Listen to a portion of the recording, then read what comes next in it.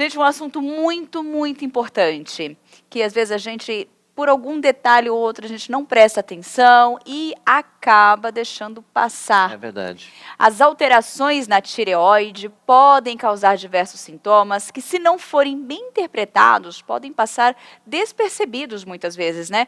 Enquanto isso, o problema vai se agravando. É verdade. Entre algumas características, né, Quirino? Pois é, a gente pode ter o Nossa. hipotireoidismo, pode ter o hipertireoidismo, enfim, tem outros problemas também relacionados à tireoide.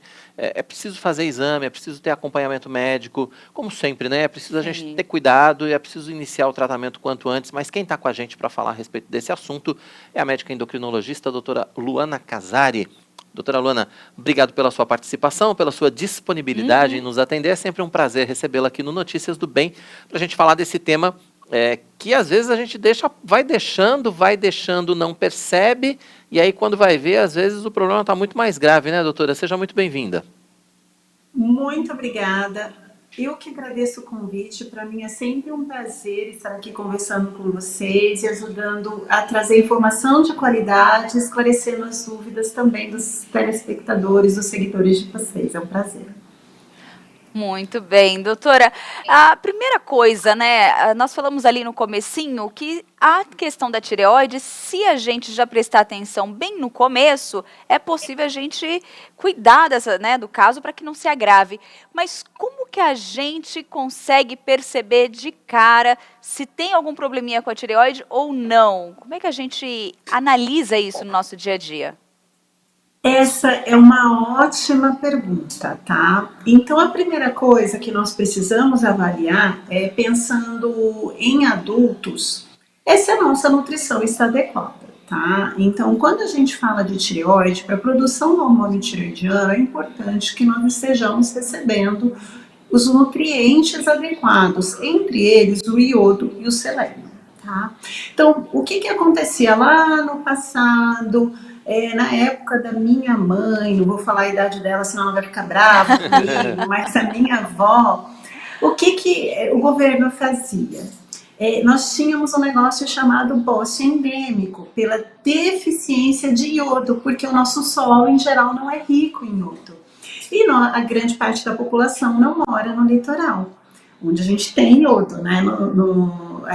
Nos frutos do mar, na alimentação.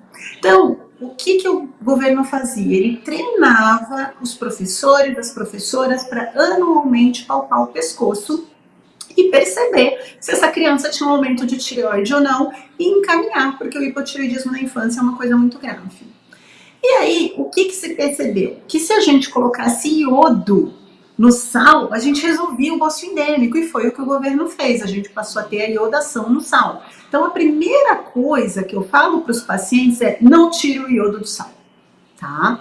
A gente acontece muito essa moda de que o iodo faz mal e arrancam o iodo, e uma coisa que eu nunca tinha visto na minha residência, agora eu voltei a ver, é hipotireoidismo por deficiência de iodo. Nosso solo não tem iodo suficiente, a nossa alimentação geralmente não é rica em iodo, então o sal iodado é muito importante. Então mantenha o seu sal com iodo, tá? E hoje, nos últimos anos, o governo, antes só tinha o mínimo, passou a ter um máximo também de iodo que o sal pode ter, sendo assim de uma maneira mais seguro para a população. Então a primeira coisa é: preste atenção à sua alimentação, mantenha os alimentos ricos em iodos nela para evitar o hipotireoidismo. A segunda coisa que eu acho muito importante é prestar atenção aos sintomas, tá? Em pessoas jovens, com menos de 40 anos, a gente não fica fazendo coleta de hormônio tireoidiano para todo mundo. Por quê? Não faz sentido, tá? Ele é um exame que muitas vezes tem falso positivo, falso negativo, então é muito importante ter sintoma. Quais são os sintomas? A doença mais frequente do mundo quando a gente fala de tireoide, e inclusive é a doença autoimune mais frequente no mundo, é a tireoidite de Hashimoto, cuja apresentação, o jeito que ela se manifesta, geralmente é o hipotireoidismo, a deficiência de hormônio tireoidiano. O paciente pode apresentar queda de cabelos, pele mais seca, um edema, um inchaço que não melhora, tá? O paciente pode ficar com a pressão mais alta, em geral é a pressão diastólica, aquela que a gente chama de mínima, ela sobe. O paciente pode ter ganho de peso, mas ao contrário do que as pessoas acham, não leva à obesidade. É um ganho de peso pequeno, de no máximo 5 quilos, tá? Então o hipotireoidismo não leva à obesidade, só casos muito, muito graves. O paciente também pode experimentar bradicardia. O que é isso? A frequência cardíaca mais baixa, tá? Então ele vai lá, faz um eletrocardiograma e o médico fala, ou ele conta o pulso, ou ele às vezes até começa a ter tonturas por essa frequência cardíaca mais baixa. Esse é o quadro, é a doença tireoidiana mais comum. Outra coisa também de sintomas a prestar atenção é o excesso do hormônio tireoidiano, em que o paciente começa a perder muito peso, ele pode ter diarreia, ele tem uma sensação de calor que não passa, ele fica muito agitado, muito nervoso, com tremores, e aí a tireoide dele pode estar produzindo mais hormônio do que necessário, ou liberando mais hormônio na corrente sanguínea. Então, o segundo passo é sintomas, tá? A terceira coisa é em pacientes com mais de 40 anos, especialmente mulheres, nós passamos a pedir o TSH de rotina. Por quê? Porque 20% das mulheres acima de 40 anos têm hipotireoidismo, tá? Então ele vai se tornando mais frequente e aí a gente vê uma população feminina muito grande e a gente passa a fazer diagnóstico antes da paciente ter sintomas. E não é porque a gente... O que é o TSH? Ele é o hormônio mestre da tireoide. A gente tem uma glândula aqui, chamada adenohipófise. Ela libera o TSH como um sinal para a tireoide produzir hormônio tireoidiano. E aí, se eu estou em hipotireoidismo, é porque minha glândula não funciona bem, geralmente, mais frequente, e aí esse sinal fica alto, o TSH aumenta. Então, a gente passa a fazer esse exame de rotina, e se a gente encontra esse sinal, não é que todo mundo tem que receber tratamento, mas a gente precisa acompanhar todo mundo. Por quê? Porque algumas pacientes, às vezes, estão tentando engravidar e não conseguem, esse pode ser o motivo. Há pacientes que estão com colesterol muito alto, esse é o motivo. Esse TSH alto estimula o crescimento, se a pessoa já tem um nódulo tireoidiano, que ele cresça de uma maneira mais rápida. Então, nessa fase da vida, a gente passa a ter uma procura ativa, fazendo esse rastreamento através do exame de TSH, tá? Aí a frequência, se vai ser anual, se vai ser a cada 6 meses, ou até se a gente vai fazer a cada 2, 3 anos, depende muito da história de cada paciente, mas é um exame super importante nessa fase da vida. Entendi. E o tratamento é basicamente com hormônios ou é outra medicação, doutora? Ai, eu vou pedir desculpa, eu não consegui ouvir. O tratamento é feito com medicação basicamente hormonal ou é outro tipo de medicação? O tratamento é tranquilo? Em geral, é um tratamento hormonal. Então, quando a gente fala de hipotireoidismo, que é a doença mais frequente, a gente vai fazer reposição desse hormônio, que é com a levotiroxina, tá? É seguro. Basicamente não tem efeitos colaterais na dose correta, né? Se você der muito, isso é um problema sério.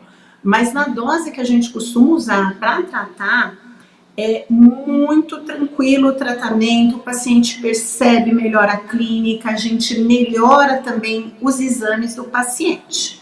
Quando eu falo de hipertireoidismo, que é o excesso de hormônio tireoidiano, aí eu preciso descobrir qual é a causa desse excesso. Se for porque a tireoide está trabalhando demais, aí na verdade a gente usa uma medicação para fazer esse bloqueio, tá? Na verdade, geralmente é por motivo autoimune, é o corpo agredindo o próprio corpo. O corpo acha que a tireoide é uma inimiga e passa a atacá-la. E aí a gente usa ali um bloqueio com um grupo de medicações que a gente chama de drogas antitireoidianas. Então, aí já não é um tratamento hormonal. Mas o problema mais frequente, que é o hipotireoidismo, a gente faz reposição com o hormônio levotiroxina. Acho importante aqui um parênteses, porque eu tenho recebido muitas pacientes, e não só eu, todos os endocrinologistas vão contar essa história para vocês, que tomam hormônio tireoidiano para emagrecer. em fórmulas, a gente já teve essa conversa aqui, né, outro dia sobre essas fórmulas, para emagrecer. Gente, se eu contar para vocês quantas pacientes eu recebo com isso por mês, vocês vão ficar espantados. Porque lembra que eu falei que excesso de hormônio tiroidiano dá emagrecimento? Então as pessoas prescrevem, gente, mas isso é perigosíssimo. Primeiro porque eu tô perdendo massa magra, músculo, que é o que eu não quero perder. Segundo, o coração passa a trabalhar mais, então eu tenho risco de arritmia cardíaca, de insuficiência cardíaca, que é a história do coração inchado, dilatado, fraco.